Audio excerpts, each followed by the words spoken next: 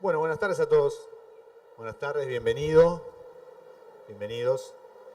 Nosotros somos del equipo de ASALRA, la Asociación Argentina de Administración Legislativa de la República Argentina, la Asociación de Administración Legislativa de la República Argentina, y nosotros tenemos la misión de llevar lo que es el Parlamento a todas partes. Pero en realidad nosotros tenemos una virtud, nosotros mostramos el Parlamento desde adentro.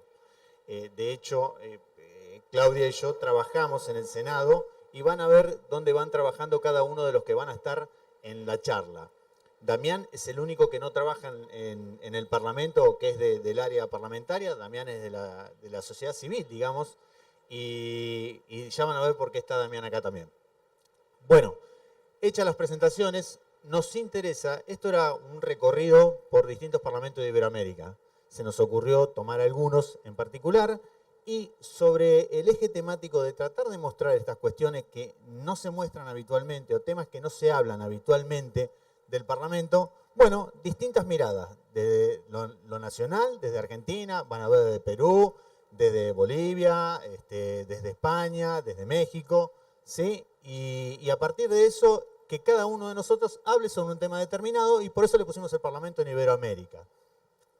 Así que sin ni más preludios, voy a la primera expositora. La primera expositora es Mirta Arce Camacho. Mirta Arce Camacho hoy es la presidenta del Instituto de Innovación Pública de Bolivia, ¿sí? Mirta además cuenta con una expertise especial porque Mirta fue senadora boliviana, senadora nacional por Tarija durante un periodo. Así que ella nos va a hablar puntualmente de la facultad fiscalizadora del Poder Legislativo, garantía para el buen gobierno. La idea, y esto lo voy a decir para todos los demás, fuimos tocando distintos temas. El tema de la fiscalización lo van a ver en dos exposiciones y tiene que ver con un rol que el Parlamento tiene y que no siempre la ciudadanía lo tiene muy en claro, este rol, y que quedó expuesto con el tema de la pandemia. La pandemia y la cuarentena hizo que el administrativo tenga que salir a atender determinadas cuestiones y en ese momento resultaba fundamental que el Parlamento como tal no se olvide de ese otro rol que tiene. No solo tiene el rol de legislar, el Parlamento es el que tiene el rol también de fiscalizar. Y de eso nos va a hablar Mirta. Mirta, el micrófono es tuyo, bienvenida. Gracias, Mario. Primero, un saludo cordial a los organizadores de este evento, que sin lugar a dudas posibilita de que varios países podamos dar nuestra mirada en torno a este tema que es fundamental para no solamente un buen gobierno, sino para la credibilidad de nuestros estados, de nuestros gobiernos. Es por eso que quiero agradecer en particular a ti, Mario, a Salra y a cada uno de los miembros de este equipo que estamos apoyando la gestión de ASARRA desde nuestros diferentes países, Alberto, Gabriel, Cristina, Karina, que es el equipo base del trabajo que llevamos adelante. Indudablemente, cuando hablamos de la facultad fiscalizadora del Poder Legislativo, no debemos de salirnos del marco de que esta es una garantía para el buen gobierno, en el sentido de que cuando el Poder Legislativo está en posibilidades de ejercer un control adecuado, en el marco obviamente de los parámetros normativos, legislativos, procesales que tiene cada uno de nuestros países, obviamente estamos en la posibilidad de ofrecerle al destinatario final del servicio público, como es el ciudadano, la ciudadana, el vecino, la vecina, de un buen gobierno. Es por eso que soy una convencida de que si la facultad legisladora se acompaña de la fiscalización y la gestión, que son las otras dos patas de este gran trípode que es el poder legislativo en nuestros países, en la mayoría de nuestros países, obviamente nos da la posibilidad de ejercer un buen control y por ende mejores resultados en la gestión pública. Yo le atribuyo al hecho de que sea realmente una calidad en el gobierno en cuanto al legislativo, fundamentalmente a dos factores, ¿no? Yo encuentro que ahí estamos frente a factores macro, o sea, más grandes, más holísticos, y frente también indudablemente a factores micro. Entre los factores macro, yo quisiera señalar que obviamente figura ahí como una condición ineludible, indispensable para lograr un control adecuado del legislativo sobre el ejecutivo, porque como debemos recordar, en la mayoría de nuestros países tenemos tres poderes, ¿no? El poder ejecutivo, legislativo y el judicial, que son las tres bases sobre las cuales se organiza un Estado.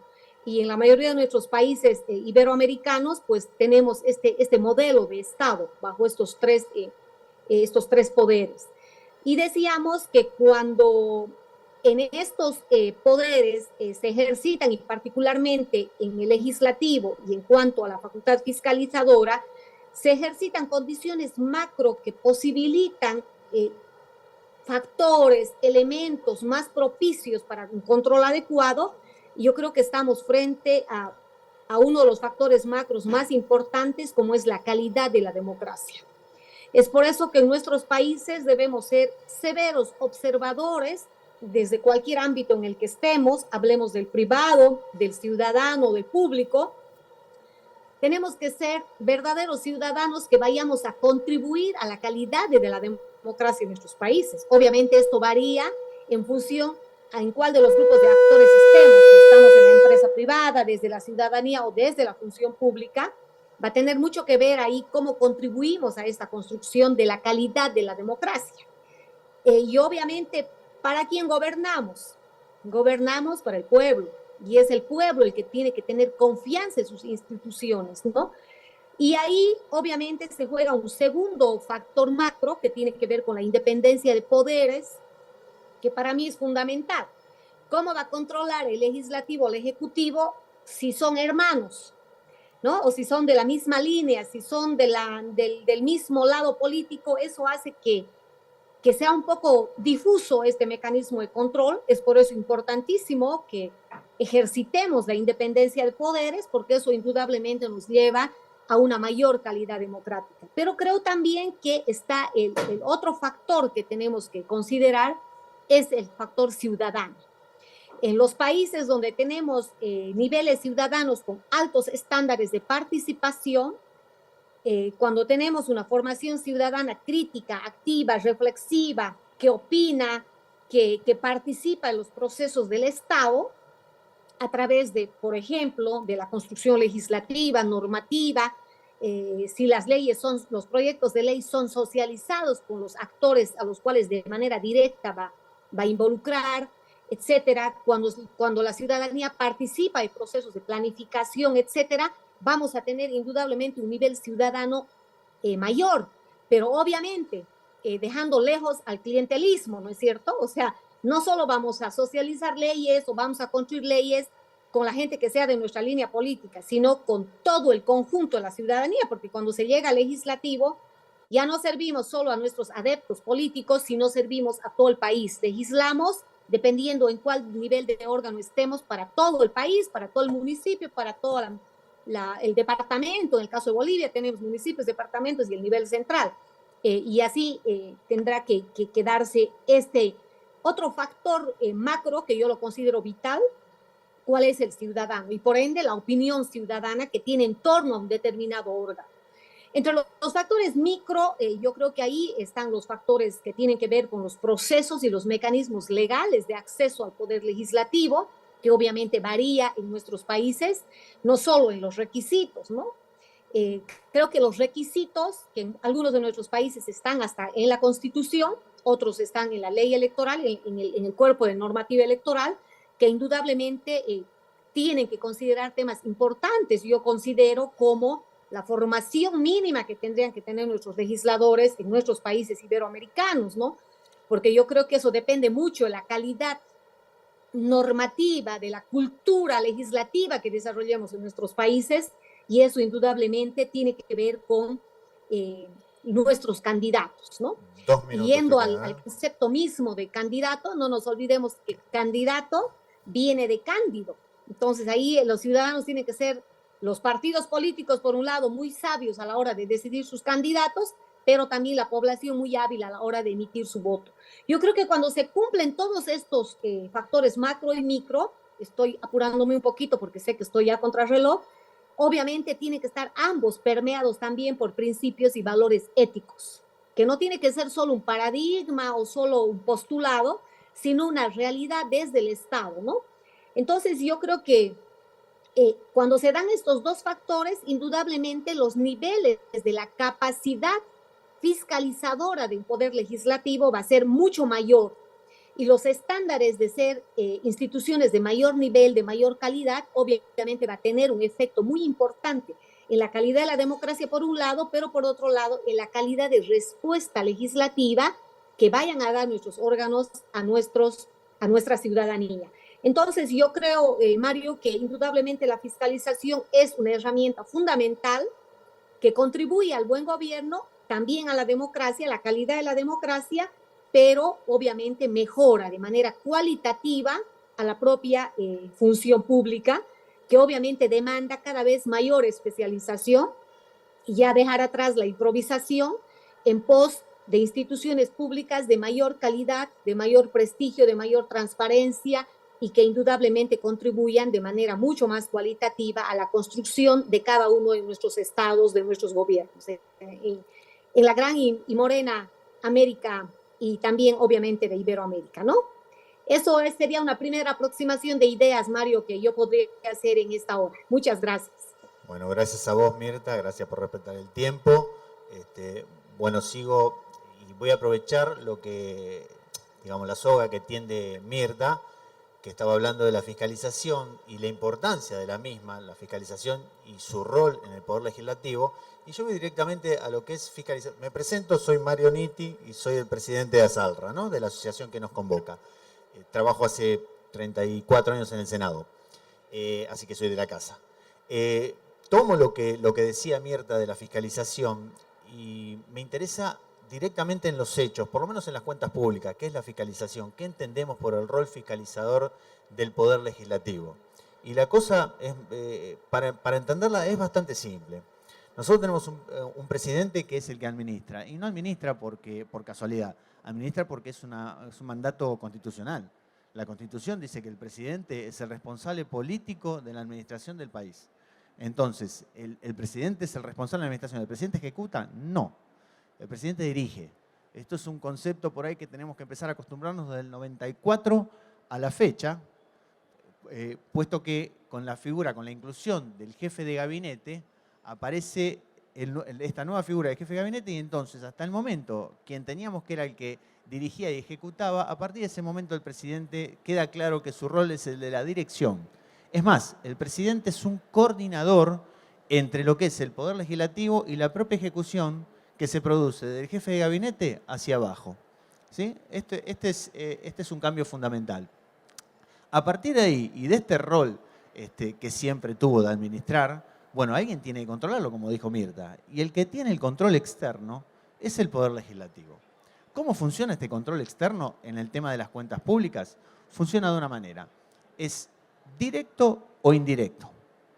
El Poder Legislativo, ¿cómo controla directamente? Controla cuando llama por competencia que tiene la Constitución Nacional, puede llamar al presidente de la Nación y requerirle informes al mismo sobre la gestión. Ese es un control directo. El Poder Legislativo lo convoca y dice, venga, señor, infórmeme sobre lo que pasa en esta cuestión particular. Ese es un control directo. El otro control directo que tiene, según nuestra Constitución, el Parlamento, es el que hace con el jefe de gabinetes. El jefe de gabinetes tiene la obligación de ir todos los meses al Congreso a hacer un detalle de lo que es su gestión. Un mes va a la Cámara de Diputados, un mes a la Cámara de Senadores. Y este también es un control directo, porque es en el momento en el que los legisladores le preguntan, punto por punto, qué es detalle de su propia gestión, resultados, qué pasó, qué se hizo, qué no se hizo. A menudo en las charlas también participan estos jefaturas de gabinete que podría dar su visión. La próxima les prometo que va a estar jefatura de gabinete acá también. Así es que así tenemos el control directo del Parlamento. Ahora, ¿cuál será el control indirecto? ¿Alguno sabe cuál es el control indirecto del Parlamento? ¿Quién lo hace? La Auditoría General de la Nación. La Auditoría General de la Nación es el órgano de control por excelencia del Parlamento. La Auditoría General de la Nación no tiene poder sancionatorio, no sanciona, pero sí informa. Y son los ojos del Poder Legislativo sobre la gestión. La gestión que hace el Ejecutivo y la propia gestión que también hace el Legislativo. ¿Y qué hace la Auditoría General de la Nación? Bueno, controla, tiene facultades amplias, puede controlar in situ, se pueden presentar personal de la Auditoría General de la Nación en cualquier organismo público. ¿En todos los organismos públicos? Sí. ¿Nada más que los públicos? No, hay organismos privados que también. Por ejemplo, los organismos los privados que están concesionados, que tienen algún... Ustedes saben que todo lo que es el servicio público, los servicios públicos son todo de propiedad estatal. Lo que suele pasar es que lo puede prestar el propio Estado como tal o lo concesiona a través de un privado. Si existe la concesión, este contrato de concesión de los famosos 20 años con otros 10 de prórroga, pues bien, a partir de ese momento, esa empresa, ese privado también es controlado por la Auditoría General de la Nación. En términos generales, ¿de qué se trata la auditoría? La auditoría consta de 7 auditores generales.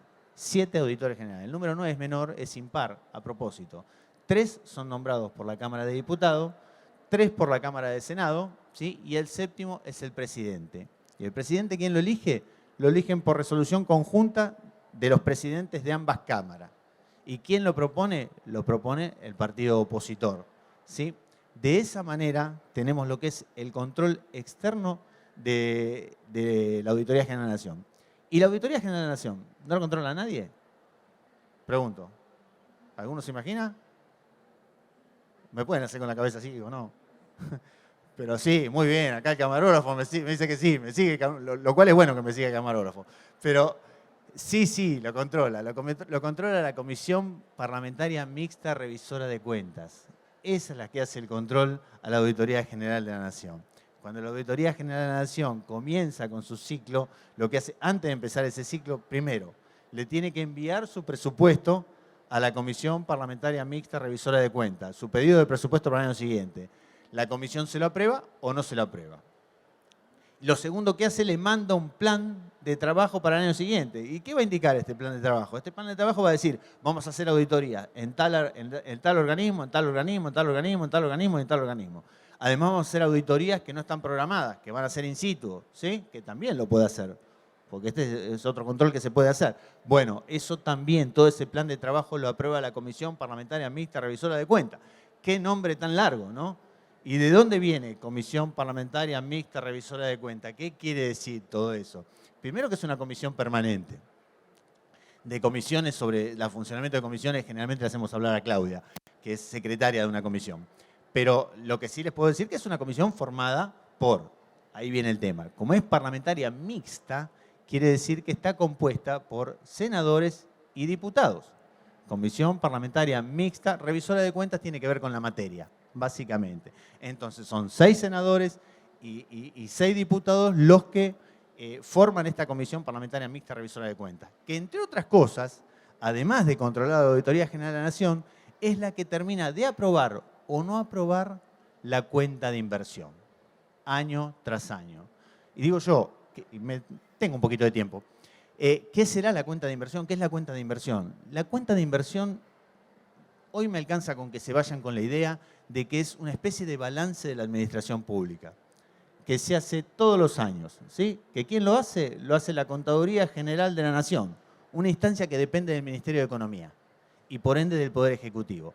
Eso se hace posterior a la ejecución del propio presupuesto, porque se entrega el año siguiente del presupuesto que fue ejecutado. Sin embargo, esa cuenta de inversión es analizada, primero intervenida por la Auditoría General de la Nación, es decir, la Contaduría General de la Nación, que depende del Ejecutivo, la confecciona. La Auditoría General de la Nación, que como dijimos, son los ojos del Legislativo, entonces la interviene. Intervenida por la Auditoría General de la Nación, automáticamente pasa a tratamiento de la Comisión Parlamentaria Mixta Revisora de Cuentas, que es la que aprobará o no aprobará la cuenta de inversión, ¿sí? Hoy por hoy están bien, están a tiempo, pero hubo muchos años en que estaba atrasada y llevaban como 7 u 8 cuentas de inversión sin tratar. Hoy por hoy están también en ese asunto. Así que, ya para ir redondeando, viendo el tiempo que estoy teniendo, vieron cómo funciona el control, ¿no? Y no hablamos del control interno, este es el control externo, que es el propio del legislativo. Obviamente, el control interno es propio del Ejecutivo. Porque el control, lo que hace la diferencia, y esto es otro concepto bueno para que se lleven, la diferencia entre control interno y externo. En el control interno, el sujeto que controla depende jerárquicamente del controlado. Este es el control interno, en términos generales, no solo en el Estado. Cuando hablamos de control interno, hablamos que el sujeto que controla depende jerárquicamente del sujeto controlado. De hecho, el control interno en la Administración Pública Nacional lo hace la SIGEN junto con las auditorías. Completito sería la SIGEN y las unidades de auditoría interna. Eso lo vamos a tratar en otra oportunidad que seguramente lo vamos a estar convocando. Hoy nos quedamos con el control externo y cómo este rol fiscalizador del que hablaba Mirta se plasma en el control de las cuentas públicas. ¿Sí? Entonces ahora directamente vamos a pasar a la próxima expositora. ¿Y por qué? Primero les presento, es Cristina Duce, o Duce, Duce mejor, ¿no? Porque es española. Cristina Duce es letrada de las Cortes de Canarias. Está directamente ahí, con un clima bastante más lindo que el nuestro en este momento. Y me interesaba que estuviera en la charla Cristina. Ya ha estado en otras charlas con nosotros, pero ¿por qué me interesa? Porque acá viene otra parte. Hablamos del rol fiscalizador del legislativo. Ahora quiero hablar de la importancia de la capacitación de los agentes públicos. En el caso nuestro, de lo que tiene que ver con los agentes públicos que realizan de lo que es lo legislativo su profesión. Que básicamente somos eso. Nosotros de lo legislativo hacemos nuestra profesión. Cada uno de su lugar, algunos de un lugar más administrativo, otros de un lugar más parlamentario. ¿Por qué me interesa Cristina Duce? ¿Por qué? Porque Cristina es letrada de las Cortes en España y quiero que ella cuente en 7 minutos, que va a ser medio complicado, Cristina, no te dio una tarea menor, contar cómo es este tema de ser letrada de las Cortes y qué capacitación tienen para integrar este equipo. Cristina, la palabra es tuya. Mario, muchísimas gracias por la oportunidad que me brindas nuevamente de poder participar en este tipo de encuentros entre colegas de naciones hermanas que siempre nos enriquecemos. Sí, en mi temática, la que me has pedido que trate, es totalmente distinta al control del Ejecutivo. Pero bueno, como has dicho que resultaría de interés, voy a intentar poner todo mi énfasis en él. En España tenemos 17 parlamentos regionales. Yo trabajo como letrada para uno de ellos, el de Canarias, y unas Cortes Generales integradas por una Cámara Alta, el Senado, igual que en Argentina, y una Cámara Baja, que es el Congreso de los Diputados. Es cierto que cada 4 años hay elecciones que se eligen democráticamente a los diputados por sufragio universal, libre, igual y directo, pero son unos órganos políticos que tienen una vigencia o un término de vida determinado, esos 4 años de legislatura. Para que ellos puedan desempeñar su trabajo es necesario que haya un personal al servicio de la Cámara. Este personal le integra lo que se denomina la Secretaría General, que tiene una forma, podemos decir, de pirámide. Al frente de la misma siempre hay un letrado de Cortes. ¿Y cuál es el vínculo o la relación laboral? ¿Se me escucha, no? Sí. ¿Cuál es el vínculo o la relación laboral que existe entre todo este personal que integra la Secretaría General? Bien, la mayor parte del personal son funcionarios de carrera, al igual que yo lo soy. ¿Qué implica esto? Pues que han superado un proceso selectivo, unos exámenes, unas pruebas públicas, y una vez aprobado, esto les confiere una vinculación vitalicia con la Administración. No pueden ser despedidos, en principio, salvo que cometan una infracción muy grave o un delito. ¿Esto que les atribuye además? Pues la potestad de salvaguardar los intereses generales y ejercitar potestades públicas. El segundo tipo de contrato sería un contrato de funcionario interino. Tiene un carácter temporal y solo puede utilizarse esta figura para situaciones de urgencia, de necesidad, para situaciones transitorias o para la ejecución de determinados programas, siempre de carácter temporal. Por ejemplo, como consecuencia del COVID, la Comisión Europea aprobó para todos los países miembros de la Unión un paquete de fondos europeos y para la ejecución de estos fondos monetarios se hizo necesario contratar rápidamente funcionarios interinos para que pudiesen llevar a cabo esas tareas, pero su contratación siempre es temporal. La tercera de las modalidades es un contrato laboral, como cualquier otro contrato sujeto a la legislación laboral, y pueden ser objeto de despido.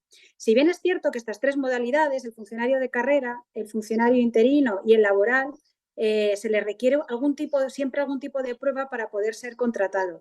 Son muchísimo más exigentes las de los funcionarios de carrera que la del personal laboral, pero es que nuestra Constitución exige que todo aquel que empiece a trabajar para una administración pública acredite el cumplimiento del acceso a la función pública de acuerdo con los principios de igualdad, mérito y capacidad.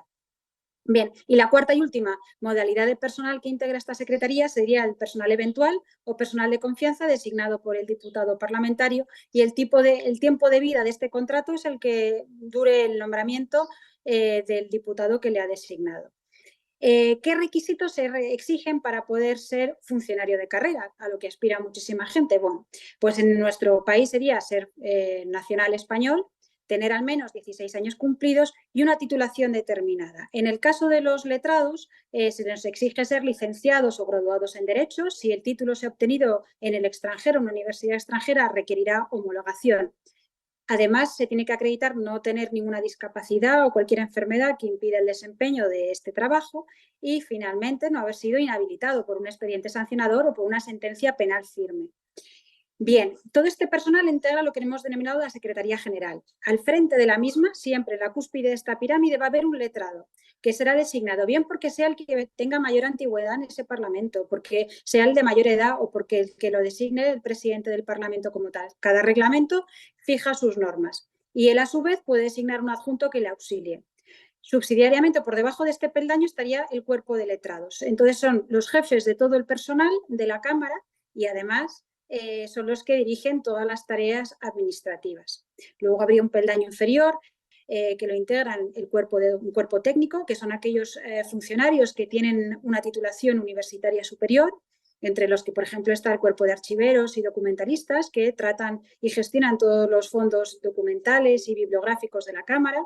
Habría luego un cuerpo de gestión con personal con una titulación universitaria media, sí. Después un cuerpo de administrativos, entre el que estaría el cuerpo de transcriptores, que llevan a cabo las funciones de transcripción literal de todos los debates de la Cámara. Y, finalmente, el último eslabón estaría integrado por los sugieres, que se encargan de las tareas de custodia del edificio, la llevanza de documentación, y los conductores.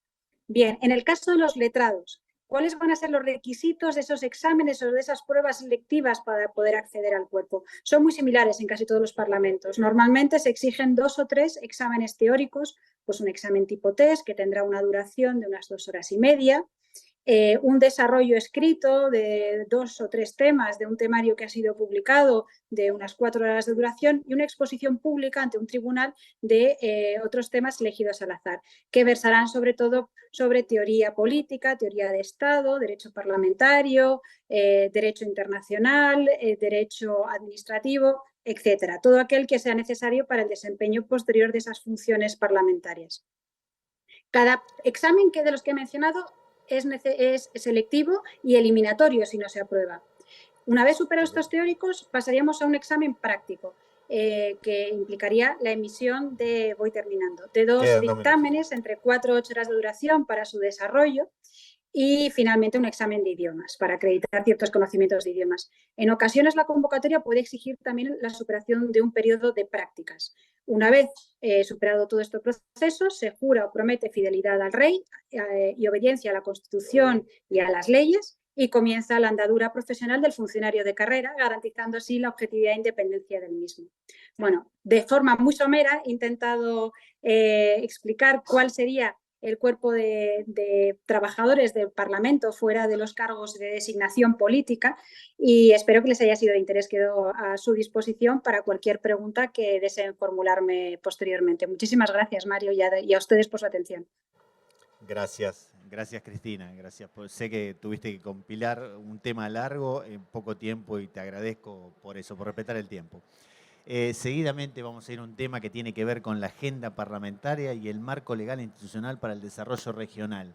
Ahora vamos entrando en lo que digo es una cuestión, hasta ahora vimos lo que es el rol fiscalizador, vimos la capacitación adecuada para los funcionarios. Ahora vamos a entrar a mirar el Parlamento hacia adelante y hacia futuro.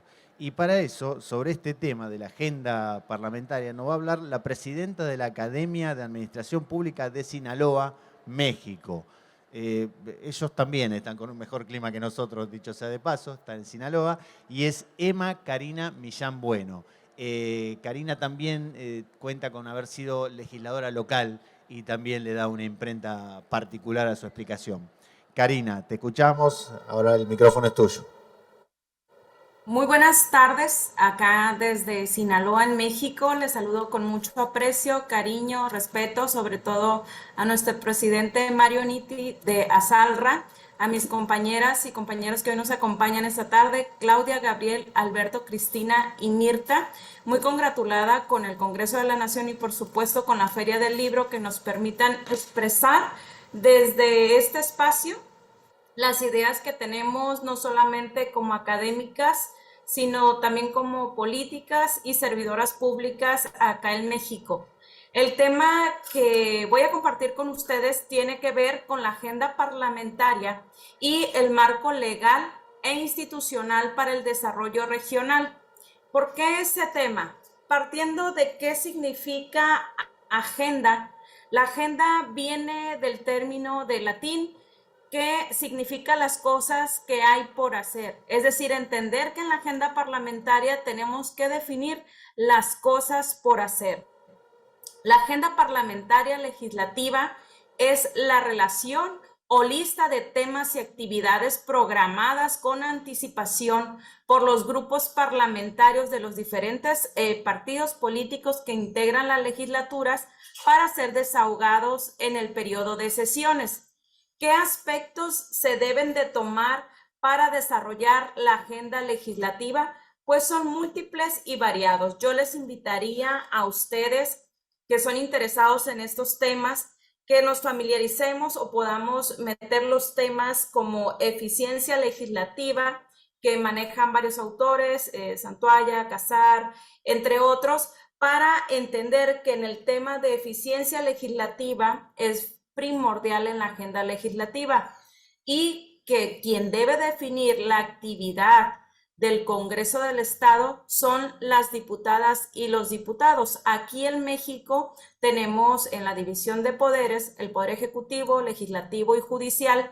Tenemos 32 estados de la República donde cada Congreso, cada estado de la República en este pacto federal tiene su propio congresos locales, pero a nivel federal existen los diputados federales y los senadores de la República, que es lo que diríamos la Cámara Alta y la Cámara Baja, en donde tenemos una representación de 168 senadores y senadoras y 500 diputados y diputadas a nivel nacional. ¿Cómo definir la agenda legislativa para el desarrollo regional cuando nos encontramos con temas precisamente de la eficiencia legislativa, en donde se necesita, implica un reconocimiento de los grupos de presión, implica reconocer que existen otro tipo de fuerzas que no necesariamente son los poderes establecidos o que existen poderes de facto que definen otro tipo de agendas reales legislativas en los congresos locales y en los congresos federales. Creo importante señalar que para el cumplimiento de las tareas legislativas en cada periodo se debe de apoyar en esa estructura organizativa que se tiene en todos los congresos nacionales y locales como un mecanismo para operar estas actividades políticas y legislativas.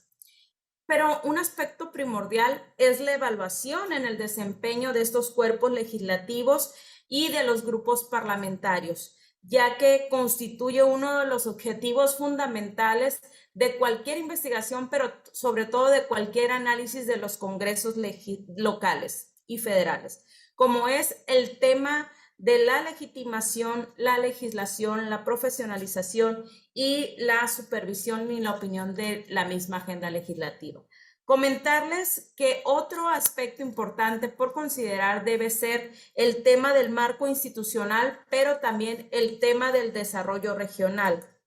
En ese tercer concepto de desarrollo regional, pudiéramos citar algunos autores o mencionar algún concepto muy básico, ya que el desarrollo regional es un proceso localizado de cambio social sostenido que tiene como finalidad, compañeras y compañeros, el progreso permanente de las regiones, es decir, en el territorio, en la localidad, en la comunidad y en cada individuo que reside en ella. Por ello, de ahí la importancia de que en nuestras agendas parlamentarias exista ese marco legal e institucional sostenido para el desarrollo regional. En ese sentido, también analizar el tema de los poderes de facto y los poderes de jure. Los poderes que han sido asignados a nuestra investidura, a quienes alguna vez fuimos diputadas o quienes son actualmente, hay que saber tener la distribución del poder político, que precisamente lo da la sociedad. Y en este marco de análisis es importante distinguir los componentes que les mencionaba, el de jure, pero también el de facto, que lamentablemente influyen en las agendas legislativas y en el desarrollo regional. El poder institucional se origina en las instituciones políticas, por ejemplo, la democracia, los procesos electorales, en lo que la sociedad le ha dado. Las instituciones políticas también son similares. Hola. Hola. A ver. Estamos teniendo problemas. A ver, un segundito. Hola. Pero también la segunda proviene de los recursos económicos que dispongan los grupos de presión para utilizar en su beneficio a las instituciones políticas. Yo creo que esto es muy claro, es decir, realmente en la agenda se ponen los intereses de una nación o de alguna empresa, de alguna transnacional, de algo en particular que no tiene que ver precisamente con el desarrollo regional, sino con el beneficio particular de esas, digamos, poderes diferentes. Las instituciones políticas y la distribución de los recursos también lentamente y ambas determinan las instituciones económicas y el desempeño económico directa o indirectamente. Se puede entender más fácilmente el efecto directo que se tiene en las instituciones políticas y también en las instituciones económicas, así como el desempeño que se puede tener en la idea de este poder político. Se concentra en un individuo o en un pequeño grupo de presión debido al diferente tipo de instituciones que se tienen y no precisamente genera igualdad de oportunidades, lo mejor para la población, ya que lamentablemente se pueden abundar en otras oportunidades.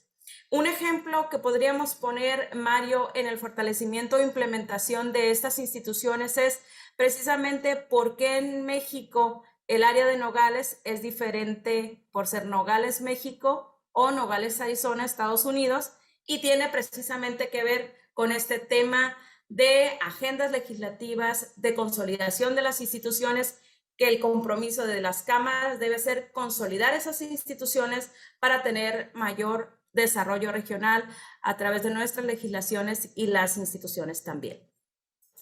Bueno, muchas gracias, Karina, muchas gracias. Gracias por respetar el tiempo. Vamos rápidamente a quien sigue. Gracias, Cari. Quien sigue es Gabriel Duarte Rodríguez. Gabriel es el jefe del Departamento de Investigación y Documentación Parlamentaria del Congreso del Perú. Gabriel nos va a hablar ahora directamente desde allá, desde Lima. Seguimos viajando. Y desde Lima, Gabriel nos va a hablar de los servicios de investigación y documentación parlamentaria y su rol de acercamiento del Parlamento a la ciudadanía. Algo que para nosotros es crucial desde ASALRA, el tema del acercamiento del Parlamento al ciudadano. Después vamos a hablar algunas cositas de ella. Gabriel, si estás escuchando, la palabra es tuya. Bienvenido, Gabriel. Muchas gracias. Espero que me escuchen bien y un saludo a todos los que pueden estar de manera presencial. Es un placer compartir con ustedes, con este prestigioso equipo del panel de ASALRA. Un agradecimiento a ti, Mario, por la invitación. Un agradecimiento, es un placer, la verdad, que formar parte. Venía escuchando por las redes y distintos medios la importancia que está teniendo esta 47 Feria Internacional del Libro, así que para mí es todo un honor formar parte de ella. igual al Senado de la Nación por permitirnos participar en este evento. Agradecemos también esta invitación. Es importante hablar de información, de los servicios de información.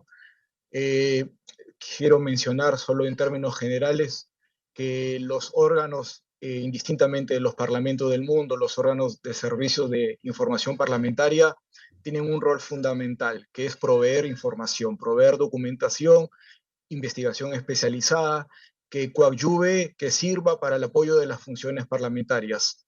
Ya lo mencionaba Mirta con respecto al desarrollo de la función de fiscalización, y qué importante es que los congresistas, que los parlamentarios cuenten con información para desarrollar de manera óptima su función de fiscalización. Se hablaba del tema de capacitación, que también es un tema que la información es transversal en la capacitación, es fundamental. Las agendas que mencionaba Karina, qué importante es que los ciudadanos las conozcan, ¿no? Qué importante es que los ciudadanos se informen con respecto a lo que los parlamentos están debatiendo, a lo que sus parlamentos están debatiendo, si guarda relación con sus intereses o no. Y para eso es importantísimo tener una apertura legislativa. ¿Y qué es la apertura legislativa? Hay 4 pilares que son fundamentales en tener un parlamento abierto, y pasa por la transparencia y el acceso a la información, por la rendición de cuentas, por la participación ciudadana y por la ética y la probidad. Entonces, ¿qué estamos haciendo desde nuestros parlamentos para sostener esos 4 pilares? Nosotros del Congreso de Perú tenemos un departamento de investigación y documentación parlamentaria que provee información no solamente para los parlamentarios, sino información que también es de acceso a los ciudadanos, de forma tal que el ciudadano también pueda saber qué leyes aprueba su parlamento, saber cuáles son las acciones de fiscalización que están desarrollando sus congresistas. Y yo creo que he ahí la importancia de poder brindar, de poder tener estos órganos parlamentarios y darle la fortaleza para que puedan sostener de una manera exitosa los parlamentos como tales.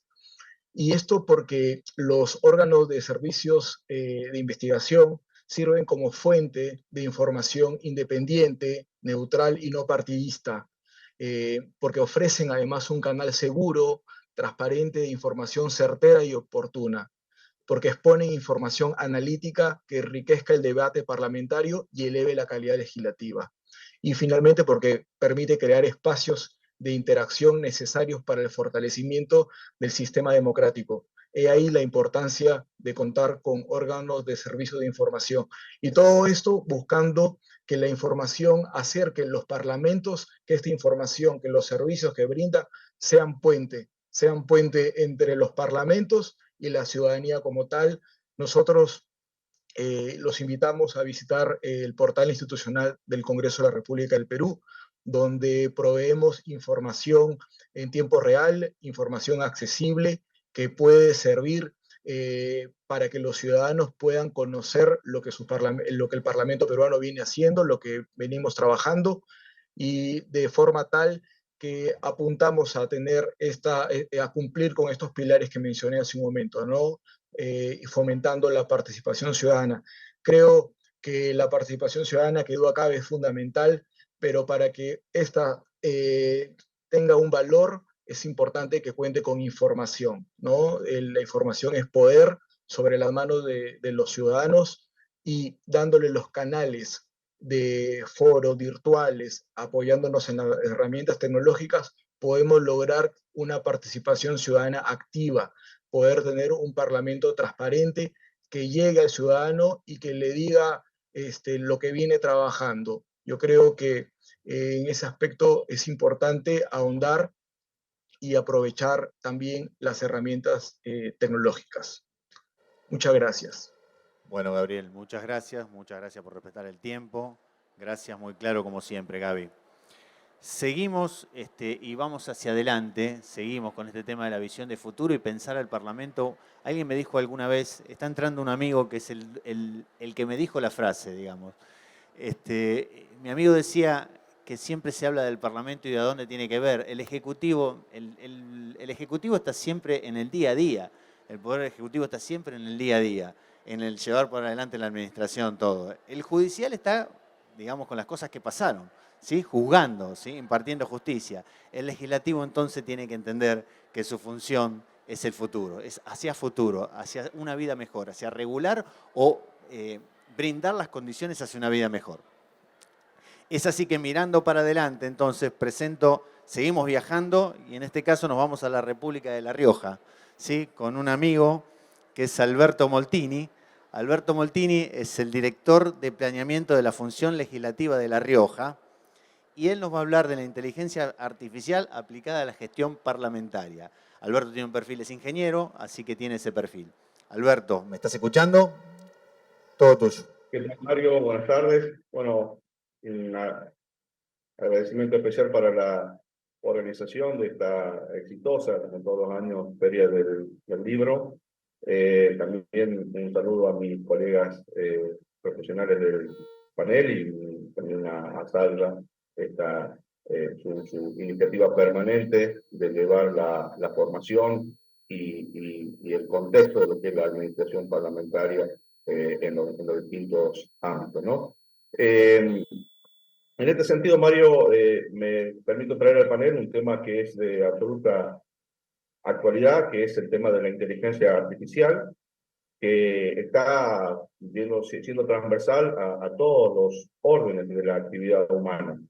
Y por inteligencia artificial entendemos a todos los desarrollos, ¿sí? Que se realizan para tratar de emular la inteligencia humana, ¿sí?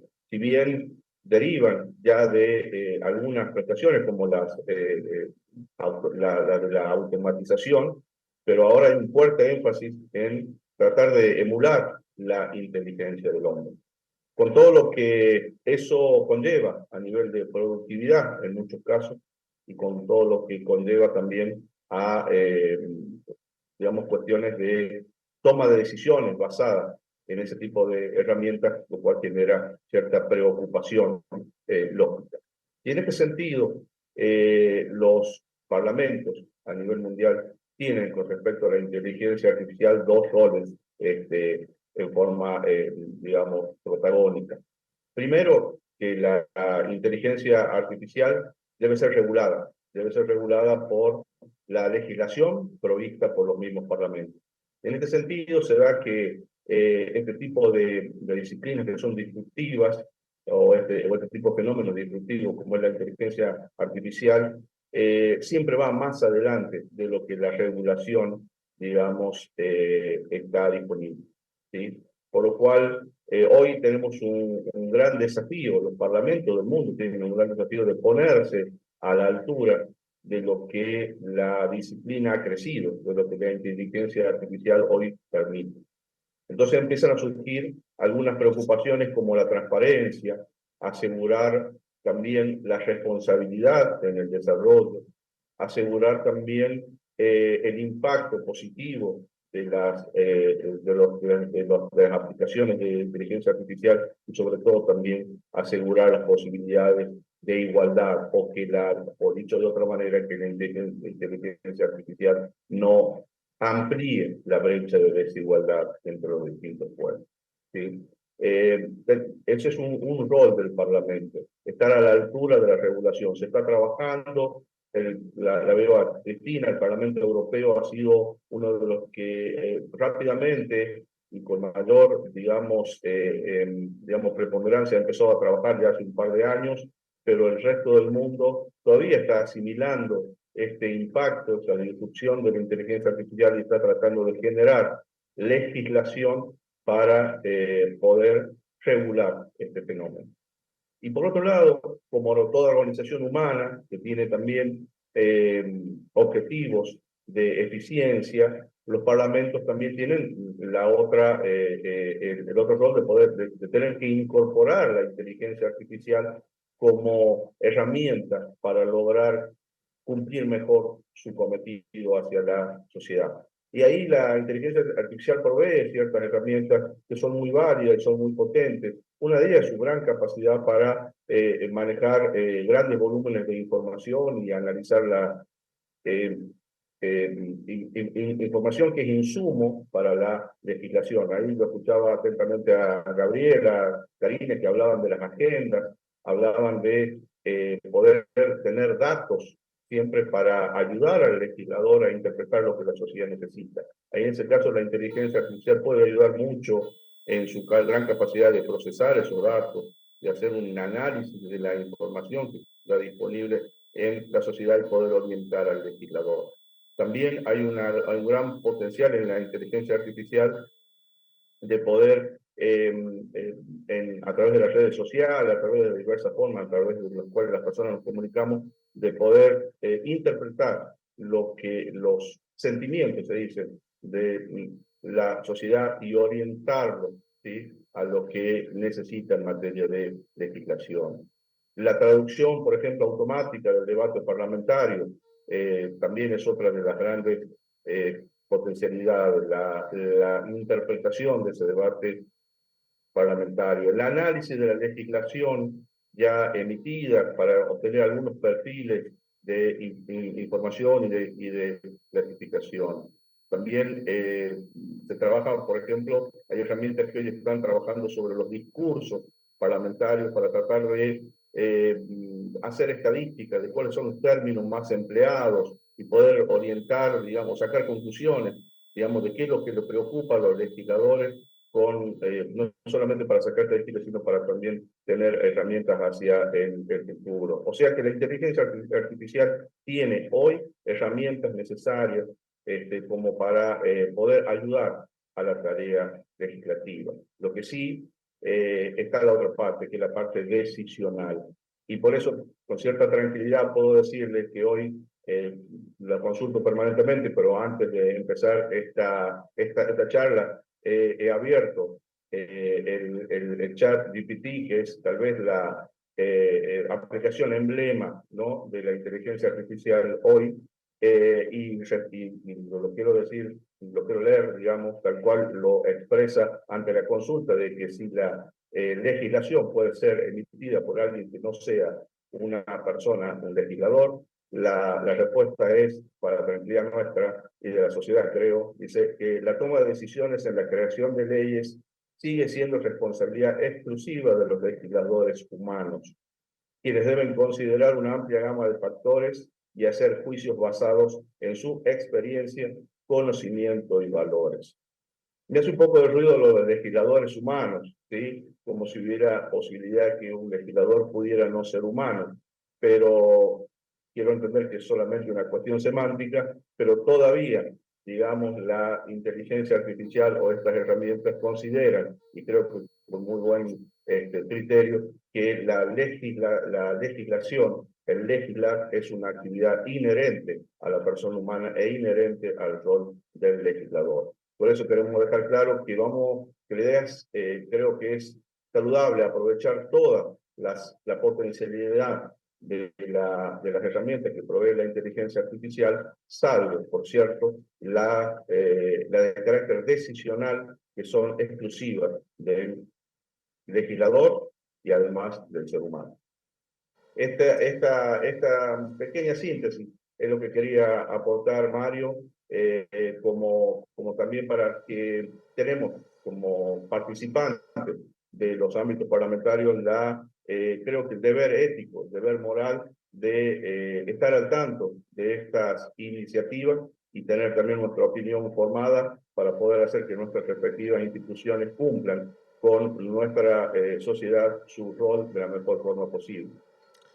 Bueno, muy claro, Alberto, muy claro, muchas gracias por la intervención. Seguimos con este tema de la mirada en el futuro y la siguiente que voy a presentar es quien tengo sentada a mi izquierda, que ahora se va a sentar acá, le voy a dejar el lugar, así sale también en la conversación de Zoom, y es Claudia Cisneros. Claudia Cisneros es la secretaria de la Comisión de Economía Nacional e Inversión del Senado de la Nación. Tengo que confiar, tengo que decir la verdad, es mi jefa en el Senado de la Nación, por eso la traigo, ¿no? No, la traemos porque la verdad que siempre está presente Claudia en estos temas. Y Claudia tomó el desafío de hablar de la ley frente a los desafíos de la modernidad, que un poco está muy relacionado con lo que acaba de hablar Alberto cuando hablaba de esos desafíos que tenían por delante el Parlamento. Así que sin más, le doy el micrófono y el lugar a Claudia. Hola, buenas tardes a todos. Gracias a los presentes, a los virtuales, a Salra, al Congreso de la Nación, gracias a los chicos, audio, video, a todos, gracias a mí. Para retomar un poco lo que decía Alberto, a mí me toca hablar de la ley. Para algunos es un poco aburrido, pero les quiero recordar algo. A quienes lo saben y a quienes nunca se lo pusieron a pensar, es que cada aspecto de la vida de todos nosotros está regulado por una ley. Desde que tomamos un transporte público hasta la cajetilla de cigarrillos está regulada por una ley. Eso no quiere decir que abran todos los días el boletín oficial y se pongan a leer cada una de las leyes que se publican y que se sancionan. Pero sí estaría bueno que tomáramos conciencia de las leyes que nos regulan la vida. Hace un rato Mirta, Gabriel hablaban un poco de la participación ciudadana. Bueno, esto es participación ciudadana. Si hacemos un poco de historia, no los quiero aburrir, pero para irnos al derecho romano o al derecho griego, y les recuerdo que el sistema de derecho argentino deviene del derecho romano, nosotros no somos common law ni anglosajones. Para recordar a los jurisconsultos, a los juristas griegos y romanos, ellos decían que había que observar la realidad, había que ver lo que pasaba en un momento y después plasmarlo en una ley. Bueno, hace tiempo que nosotros venimos haciendo eso, venimos viendo el presente, lo venimos observando y lo venimos plasmando en una ley. Pero a veces eso no alcanza, porque el presente se vuelve volátil y el futuro, cuando se vuelve presente, ya lo tenemos alrededor y entonces lo que hacemos es legislar sobre situaciones que ya las tenemos establecidas, tenemos que salir a buscar soluciones, cuando podríamos haber previsto algunas situaciones. ¿Qué ocurre? Esto sería legislar observando diferentes escenarios, previendo qué es lo que puede pasar, diseñando políticas para el futuro. ¿Y por qué es necesario diseñar hoy políticas para el futuro? Para algo muy parecido a algo que decía hoy Alberto, porque estamos atrasados. Los parlamentos en todo el mundo están atrasados ante las nuevas tecnologías y ante las nuevas situaciones que tenemos que enfrentar. Y no solamente lo tiene que enfrentar Europa, lo tenemos que enfrentar todos y cada uno lo va a enfrentar de una manera diferente por cómo esté educativa, moral, social y económicamente parado frente a esta realidad. Para que vean un poco de lo que se trata, desde la Guerra Fría, hay parlamentos que se dedicaron a crear comisiones de prospectiva, comisiones de futuro, ¿sí? Desde el 93, por ejemplo, Finlandia viene analizando temas como la producción de alimentos, los factores climáticos, el envejecimiento poblacional, la educación, la inclusión de la educación, los sistemas de salud. Hay parlamentos que vienen analizando la nanotecnología en Inglaterra, en Estados Unidos. También lo tenemos aquí en América, en Chile. A partir del 21, saliendo de la pandemia, Uruguay firma un convenio con la UNESCO para participación mutua, creando una comisión que es bicameral, ¿sí? Para analizar estos temas de prospectiva, estos temas de futuro, las posibles pandemias, los avances tecnológicos. Entonces, ¿qué nos representa esto? Nos representa que nosotros tenemos que hacer futuro cuando legislamos y no lo tenemos que esperar cuando ya es un presente, porque ahí sí nos va a costar muchísimo. De hecho, la Unión Europea, el Parlamento de los diferentes países de Europa están analizando cómo arreglar la inteligencia artificial. Ustedes saben y lo leyeron en los medios periodísticos, porque esto es un tema que está entre todos nosotros. Los especialistas en tecnología pidieron un parate de 6 meses a todos los estados y a los gobiernos para que se pusieran a analizar y ver cómo legislar este gran invento, pero este gran problema. Hopkins decía que esto iba a revolucionar a la civilización, pero también la podía acabar. ¿Qué es lo que están esperando todos estos sujetos? ¿Y qué es lo que está esperando todo el mundo en realidad? Es que le pongamos un marco normativo, que le pongamos conceptos, definiciones, limitaciones, penalidades y que le pongamos ética. UNESCO hace poco publicó un documento que solicita a todos los Estados miembros que en sus plexos normativos internos, para explicarle lo que es un plexo normativo interno, son las normas que tenemos en cada uno de nuestros países, incluyamos, cuando hablamos de inteligencia artificial, cuando hablamos de tecnología, que incluyamos la ética. Pero claro, la ética es un concepto abstracto. Ética no es lo mismo para mí que para vos, ética no es lo mismo para África o que para América, y así más grande, más chico, para un país, para una región. Entonces tenemos que tener mucho cuidado cuando legislamos sobre la ética y sobre el uso de las tecnologías. Estamos hablando de una tecnología que no solamente tiene memoria, sino que además es creativa y que además tiene autoconciencia. ¿Cómo estamos los parlamentos frente a este tema? Estamos como una tortuga. Estamos persiguiendo algo que está cada vez más lejos. Y aunque nos pongamos un parate de 6 meses, no alcanza. Bien, para tomar un poco de este análisis y de esta conclusión, en Argentina se realizaron un par de reuniones sobre lo que son las comisiones de futuro, de prospectiva. Lamentablemente no tenemos una comisión, y esto se lo digo como secretaria de comisión, que analiza todos los días los hechos económicos, pero sobre lo que ya está dado.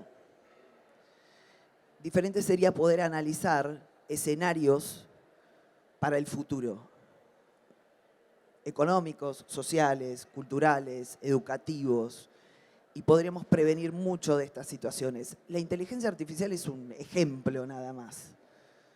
Podríamos prevenir otros problemas que hoy, por ejemplo, a la Argentina les están afectando más que la inteligencia artificial. Vean que no tenemos ni siquiera resuelto el tema de la ley de alquileres. Así que no nos tenemos que ir a la inteligencia artificial. Tenemos que ver un poquitito el alrededor. No estamos pudiendo solucionar cosas actuales como solucionar cosas que se nos vienen con consecuencias que no tenemos la más mínima idea. Ante esto sería necesario que el Parlamento argentino, el Parlamento Nacional, el Congreso Nacional, cuente con una comisión que pueda hacer prospectiva, que pueda hacer futurismo y que pueda, además de allí, surgir una ley que llegue al recinto, un proyecto que llegue al recinto y se convierta en una ley para poder hacerle frente a diferentes temáticas del futuro. Por ejemplo, hace poco leí un análisis de un asesor, un abogado, que hablaba sobre que nosotros contamos con una ley de ciencia y tecnología que podría un poco abarcar el tema que se viene con toda esta revolución. Pero esa ley de ciencia y tecnología es del 2001. Hace más de 20 años que tenemos esa ley. Entonces, inevitablemente se vuelve obsoleta en algún momento.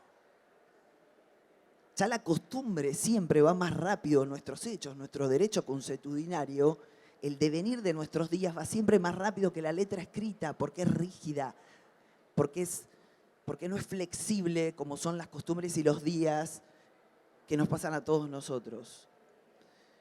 En el Congreso Nacional se presentaron algunos proyectos sobre regular la inteligencia artificial.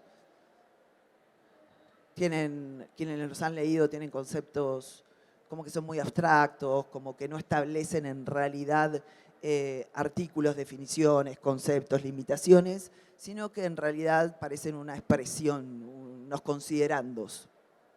Bueno, tendríamos que, como decía hace poco Alberto, todos los parlamentos de todos los países de Latinoamérica, de Europa, de todo el planeta, ponernos a analizar lo que se viene en tecnología, en educación, en sociedad, en cultura, en economía, en todos los aspectos deberíamos hacer prospectiva para poderle hacer frente a las situaciones antes de que nos lleguen y nos tomen de sorpresa.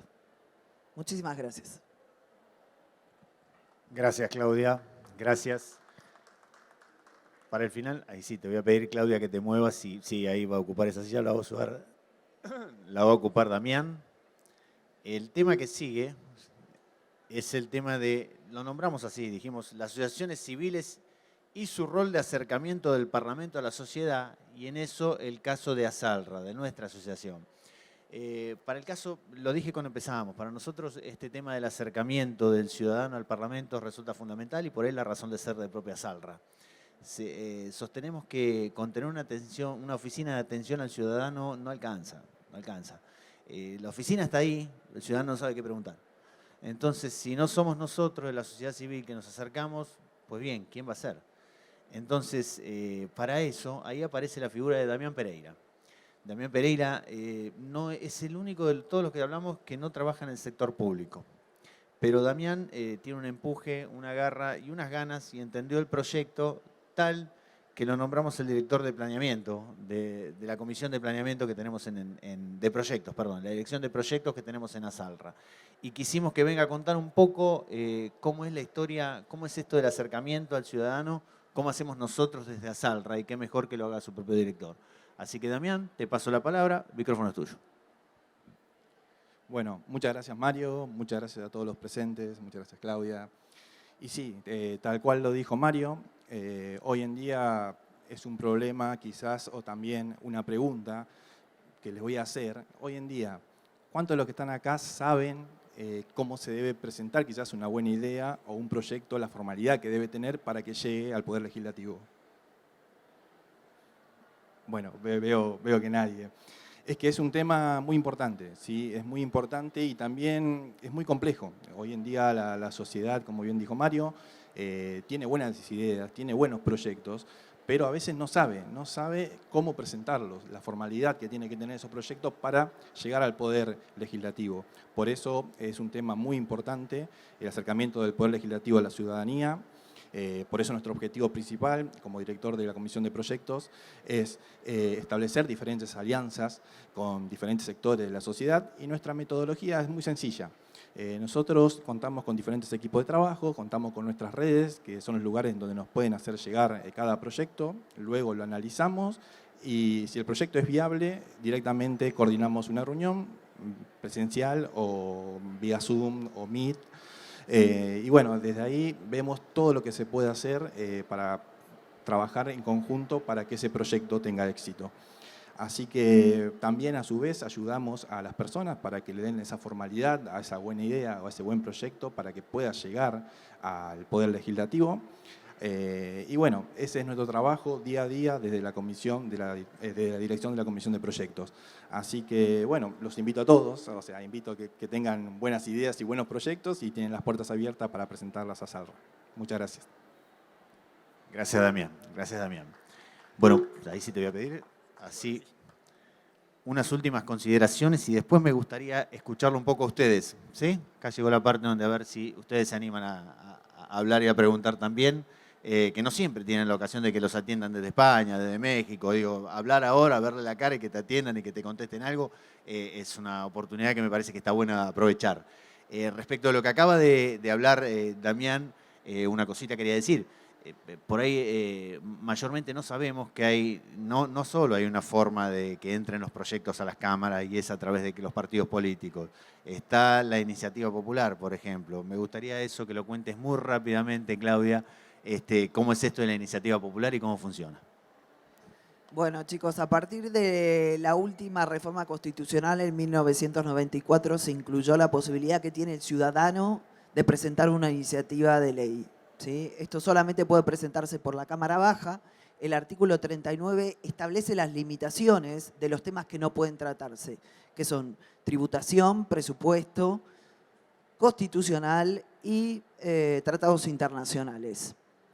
Para presentarlo el formato de ley que se tiene que presentar siempre que lo presentan los legisladores es la parte orgánica, es decir, los artículos, la fundamentación a la parte orgánica y un artículo presupuestario. ¿Bien? Ello, si lo hacemos en forma nacional, la ley que regula este artículo de la Constitución Nacional dispone que 1,5% del padrón nacional tiene que firmar esa iniciativa y tiene que representar al menos a 6 jurisdicciones nacionales, salvo que estuviéramos hablando de una iniciativa que sea regional. Entonces, esos porcentajes se aplican a esa región. Como les dije, Cámara Baja, el trámite es similar a los demás proyectos, pero sí hay un giro que es obligatorio, que es asuntos constitucionales. Luego, según la temática, va a girar a cada una de las comisiones por jurisdicción y competencia. Las comisiones tienen que analizar en 15 días, emitir dictamen. Si no emiten dictamen, el proyecto pasa sin despacho de comisión al tratamiento en recinto. Ambas cámaras tienen 12 meses para el análisis de esta iniciativa. Gracias. Gracias, Claudia. Y veo la gente acá en el público, está la gente de Legislaturas Conectadas, que es de la legislatura de Cava, ¿no? La legislatura de la Ciudad de Buenos Aires. Les comento, nosotros presentamos un proyecto, no como iniciativa popular, pero la legislatura te permite esta posibilidad de ir y firmar un proyecto y presentarlo. Entonces la idea de lo que hablaba Damián, un poco el apoyo técnico que podemos hacer de la asociación es eso. El proyecto se presenta con un formato determinado. Y qué mejor que personas que están acostumbradas a redactar proyectos de leyes les den una mano como para que ese proyecto tenga mayor receptividad por parte de la Cámara. Dicho esto, ahora me gustaría saber si alguien quiere hacer alguna pregunta sobre algún tema. Antes de que empiece a preguntar yo, uno por uno, digamos, si alguno quiere hacer una pregunta, y está incluido el camarógrafo acá también, que me contesta siempre. Si quiere alguno hacer alguna pregunta, ¿alguien tiene alguna duda para hacer? ¿No? ¿No hay dudas? ¿No? Bueno, por empezar entendieron fenómeno. Entonces arranco yo con una pregunta. Yo me quedé pensando en este tema del futuro y la tecnología y la inteligencia artificial y los sistemas de información, básicamente. Porque si los sistemas de información son los que proveen, valga la redundancia, de información para que el Parlamento trabaje, bueno, pues bien, ¿cómo afecta este tema de la tecnología, ¿sí?, a todo este sistema de información? ¿Cómo afecta la tecnología en el trabajo diario de los que tienen que mantener actualizada esta información? Y para esto te lo pregunto directamente a vos, Gabriel, que sos el adecuado para contestar esto. Muchas gracias por la pregunta. Yo creo que hay que explotar al máximo las ventajas tecnológicas. Y ya que estamos hablando de acercarnos al ciudadano, yo creo que tenemos que utilizarlas en ese sentido para despertar el interés de los ciudadanos por la producción parlamentaria, por lo que hacen sus parlamentos. Nosotros venimos haciéndolo a través de los servicios de investigación y documentación parlamentaria, a efectos de crear espacios que involucren a los ciudadanos en la toma de decisiones, generar confianza en las instituciones parlamentarias, elevar los índices de transparencia legislativa y transformar a las instituciones parlamentarias en parlamentos más abiertos. Y concretamente con el tema de inteligencia artificial que bien explicaba Alberto, nosotros hemos solicitado ya a la Dirección de Tecnología de la Información que nos ayude a sistematizar, a valernos de la inteligencia artificial para poder sacarle provecho en el sentido de sistematizar toda la información, todos los productos que cuenta nuestro departamento de información, dotándola de ciertos parámetros para obtener información interactiva, oportuna, que atienda los requerimientos de los órganos parlamentarios para el cumplimiento de las funciones del Congreso de la República. Gracias. Gracias, Gabriel. ¿Alguna pregunta? No, entonces le voy a dar para que pregunte. Esto es para vos, Alberto. Acá Claudia me dijo, quiero saber si Alberto verdaderamente sabe o es puro chamullo. Así me dijo Claudia. Así que ahora le voy a dar el micrófono a ella para que te pregunte directamente a vos. No le creas, Alberto, yo sé que sabes, pero quiero analizar algo. Vos cerraste tu exposición contando sobre lo que habías sobre la pregunta que le habías hecho al chat. y hablabas de una cuestión semántica, ¿no? De los parlamentarios o los legisladores humanos. No sé si pudiste leer que hace muy poco en algunos países, en los parlamentos de algunos países están teniendo la intención de sentar en uno de sus escaños a la inteligencia artificial, como un legislador más. ¿Cómo lo ves, Alberto? ¿Qué pensás de ello? Creo que como todo tecnología disruptiva, regulada, yo lo veo como algo muy peligroso porque hoy digamos, hay dos partes, ¿no? De lo que es la tecnología, y sobre todo cuando es así de gran grado grande de innovación, que es el tema de la productividad en sí y el tema decisional. Nadie niega de la parte productiva de las herramientas de inteligencia artificial para la actividad humana. El tema está en darle la posibilidad de decidir.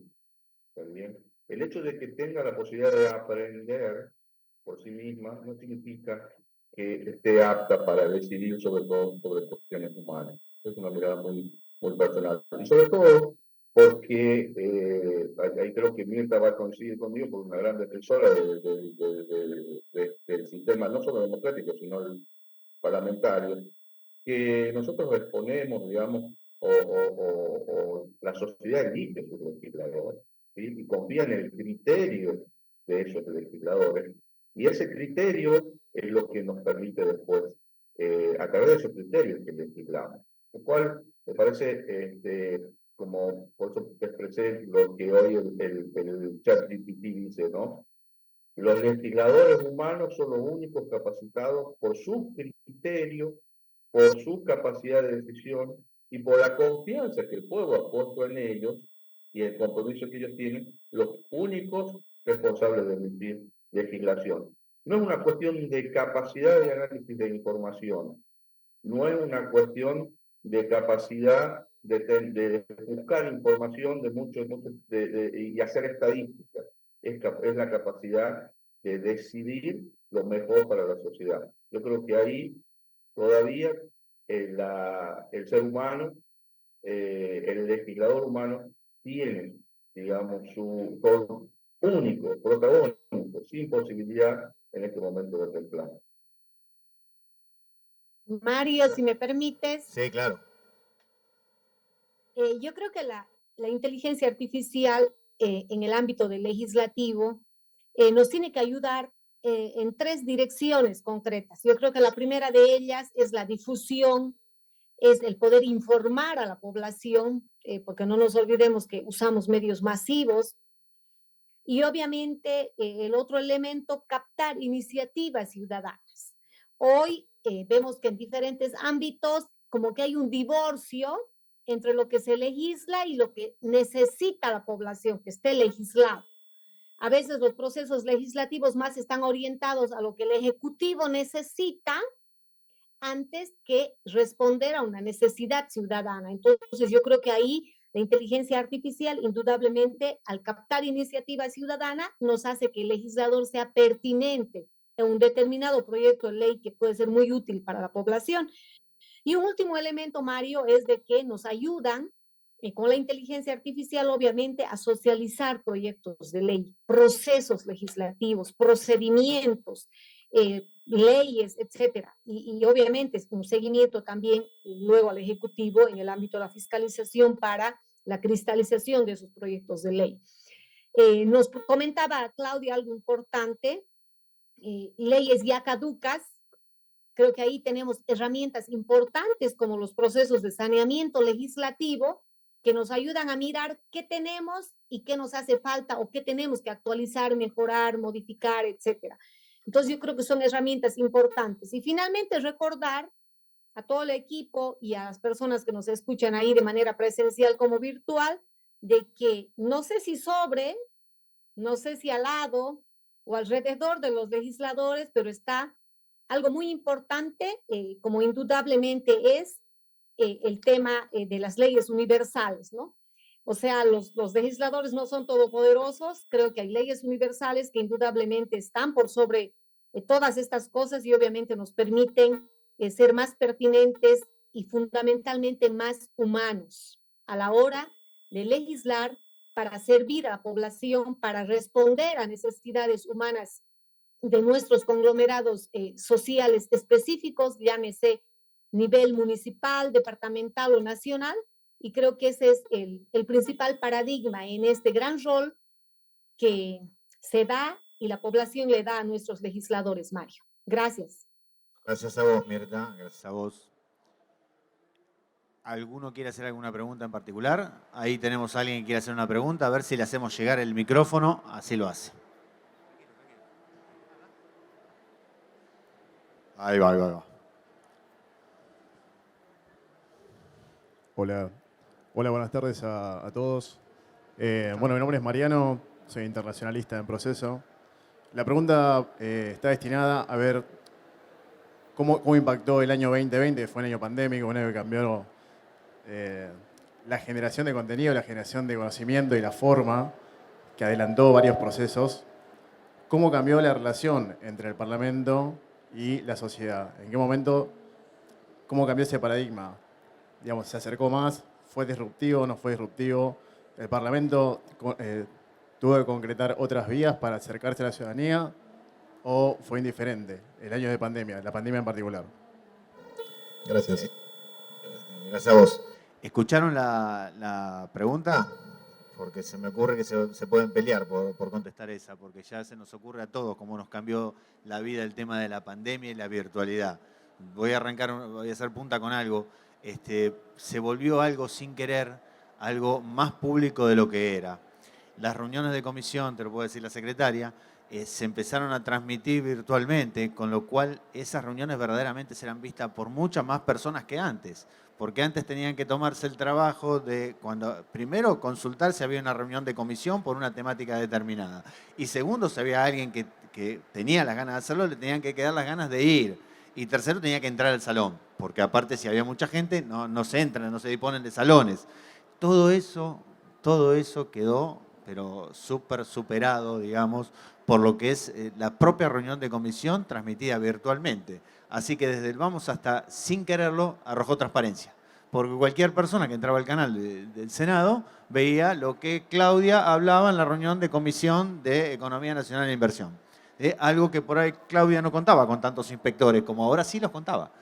Lo cual está buenísimo, porque entonces la gente se entera de qué se dice en las reuniones de comisiones, que mayormente no se enteran.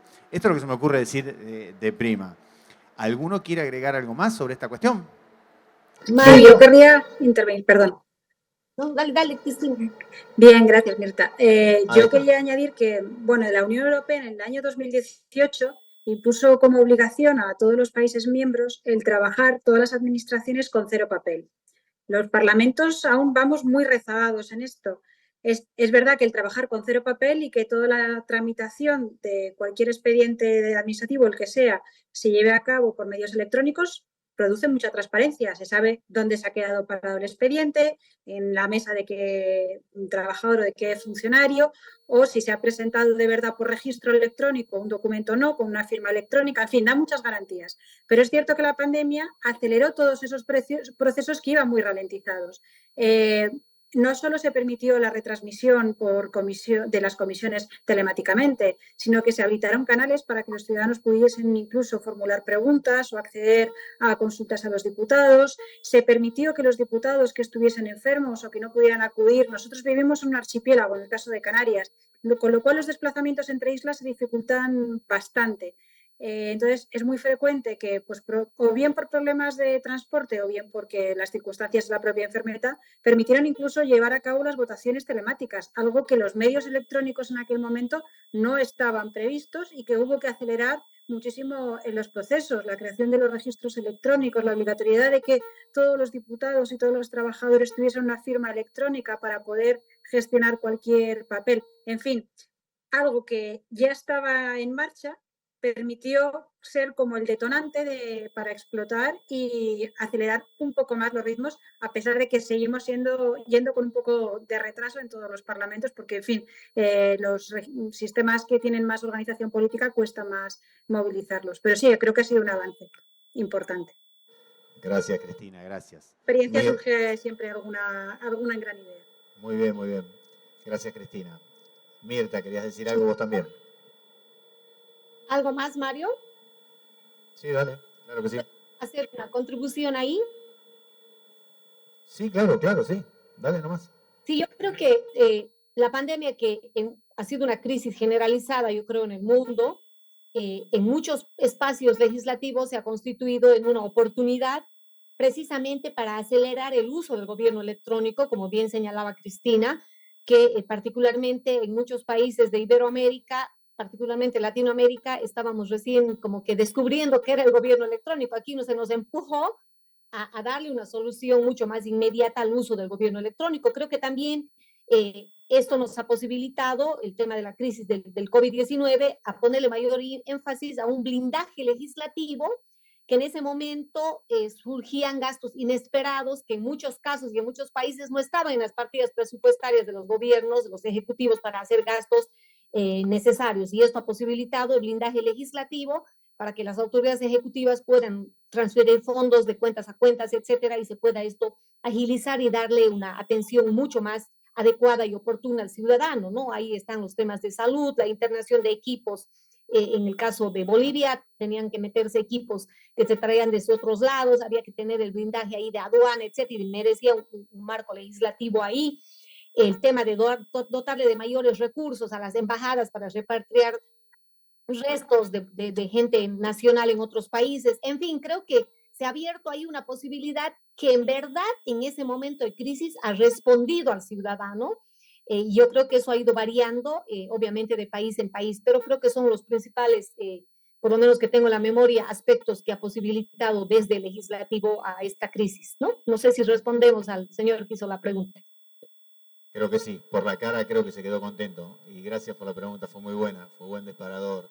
A mí se me ocurría agregar, respecto a lo que vos decías, Mirta, la importancia, volvemos al tema del rol fiscalizador del Poder Legislativo. Imagínense ustedes que la ley 2456, que es la ley de administración financiera del sector público en Argentina, dispone una metodología para que el Ejecutivo pueda proceder o apartarse de los carriles normales para compras y determinadas cosas, para gastar, para ejecutar presupuesto en momentos de necesidad extrema, ¿sí? En gastos urgentes o emergentes, como lo que fue una pandemia. Imagínense, existe ese circuito, pero el legislativo lo puede hacer y después tiene que informar el ejecutivo lo puede hacer y después tiene que informar al legislativo. Si el legislativo no está en funcionamiento, imagínense ustedes qué carta abierta para hacer lo que quiere que tiene el ejecutivo, ¿sí? Así que ahí me parece. Y lo último que quería decir respecto de este tema, tiene que ver, ustedes tendrían que ver lo difícil, lo casi imposible que fue la firma electrónica en el Senado. Sin embargo, hasta que llegó la pandemia y apareció la firma electrónica. O sea que fue bueno, tuvo su costado, por supuesto, negativo que todos conocemos, y para el hacer cotidiano y para el Parlamento en particular, tuvo su costado ventajoso, por decirlo de alguna manera, ¿sí? ¿Alguna otra pregunta? Mario, Alberto, sí, cómo no. Hay que hacer un aporte aprovechando la pregunta del público, ¿no? Todo lo que es tecnología, todo lo que es sistemas de información y todo lo que es como la pandemia que nos introdujo en todas unas nuevas reglas, digamos, toda incorporación tecnológica, todo uso de algo disruptivo requiere algo de lo que es fundamental, que es el consenso, ¿no?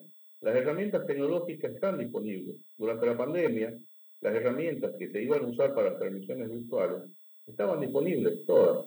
Lo complicado fue lograr los consensos necesarios para hacer, por ejemplo, nuevas formas de debate en recinto, para que algunos legisladores puedan exponer y debatir desde la virtualidad, las reglas de la virtualidad, ¿sí?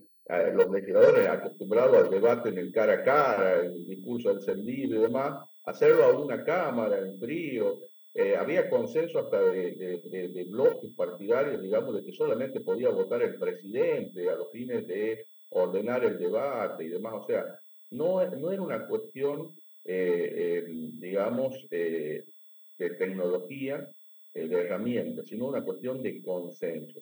Toda incorporación tecnológica requiere de consenso. Lo que decía Cristina también, porque todos los otros organismos tenían o pudieron implementar rápidamente el tema de la despapelización y el Congreso no. Por una cuestión de consenso. La firma electrónica, como dices vos, la firma digital, es una cuestión de consenso. Y la inteligencia artificial también va a ser lo mismo, una cuestión de consenso. ¿Hasta dónde va a llegar? Va a ser qué tanto se haga un consenso dentro de los propios parlamentos. ¿Hasta dónde se lo va a poder usar? Porque decía muy acertadamente Mirta, necesitamos herramientas para que los legisladores puedan tener información de lo que la gente necesita. Pero también Karina dijo, pero hay que hacer una agenda. Porque yo puedo tener información de lo que la gente necesita, pero si no tengo una agenda y estoy dispuesto a respetar esa agenda, ¿sí? Digamos, toda la información esa información que yo recopilo es, digamos, intrascendente. O sea, las herramientas están, bienvenidas sean. Hace falta los consensos para que esta tecnología sea productiva dentro de nuestro organismo. Muchas gracias, Alberto. ¿Alguna otra pregunta? Bueno, creo que estamos bien. Vamos cerrando entonces la charla, el debate, la exposición. Desde ya, primero quiero agradecerle a los presentes, agradecerle bueno, en mi caso, yo esto lo tramité con el Senado, agradecerle al Congreso en general y al Senado en particular, a los chicos de Senado TV que nos están filmando, muchas gracias, a la gente de prensa, a ustedes que se hicieron presente. Y mi especial agradecimiento tiene que ver con todo el equipo, ¿no? Porque esto, la verdad que la charla no hubiera sido la misma si hubiéramos venido nosotros nada más. Tenemos esta oportunidad, que tenemos gente de todas partes que nos está siguiendo en la charla. De hecho, hay una en particular que ya tendría que irse a dormir, digamos, y nos está esperando a que terminemos, Cristina. Así que, y para cerrar, me quedo con una reflexión. Muchas gracias. No, para nosotros es un gusto que estés. Me quedo con una reflexión para cerrar. Me gustó mucho la parte donde, Alberto, separaste lo que es recabar información y tomar decisión en función de esa información. Que eso es lo que todavía, en eso estaríamos aventajando a la inteligencia artificial. Y la importancia que tiene el recabar información. Digo, durante mucho tiempo le dimos mucha importancia. Nosotros ahora lo importante es cómo le pedimos esa información. Y vos nombraste el chat GPT y es importantísimo cómo le preguntás. Digo, porque a nosotros que recién estamos ingresando en esto, me dan el chat GPT y lo primero que hice fue hacerle una pregunta que le podía haber hecho a Google. No había mucha diferencia, ¿sí? O sea, si la hacía el Wikipedia era lo mismo. Ahora, es importante la pregunta cómo la hagamos. Y por ahí la reflexión tiene que ver con eso. Hasta ahora la importancia que le dábamos nosotros era el tiempo de las respuestas y para eso vivíamos y para eso estábamos. Creo que ha llegado el tiempo de las preguntas y de saber hacer las preguntas correctas para poder verdaderamente sacarle provecho a las herramientas que la propia tecnología nos está dando. Así que nada más, muchas gracias por estar presente y hasta la próxima. En un contexto de cambio tecnológico, de avance tecnológico, ¿cuáles son los desafíos pendientes de los parlamentos y las democracias modernas? Los desafíos pendientes. Primero y principal, como recién acabábamos de decir en la charla, tiene que ver la tecnología por sí misma no es nada. Digamos, es el uso de la tecnología y el acercarse. Yo creo que hay una deuda pendiente de hace bastante, que es acercarse a la ciudadanía, del Parlamento y del sector público en general. Y yo creo que ahora tiene una bendita oportunidad a través de la tecnología de acercarse más a la ciudadanía. Se acercó de prepo en determinados momentos desde la virtualidad y la transmisión en vivo, como hablábamos, de las comisiones, de las reuniones de comisión. Sin embargo, todavía hay todo un trabajo por hacer y aprovechar para sacarle provecho a la tecnología. ¿Sí? Esta charla, ¿no?, sobre los parlamentos y el funcionamiento de los parlamentos llega en el año de los 40 años de democracia en la Argentina. ¿Qué reflexión personal podés hacer sobre este aniversario? Te puedo hacer una reflexión personal y una reflexión colectiva. En la personal es, bueno, me parece maravilloso que hayamos cumplido 40 años y nos parezca tan natural.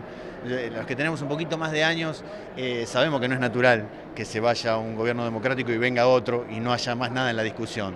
Digamos, hasta el 76, en el 76 no fue así. Y en lo general, bueno, saber que la verdad que es algo que venimos cuidando entre todos y que lo mejor que podemos hacer es seguir cuidándolo. Digamos, no hay mejor manera que vivir en democracia.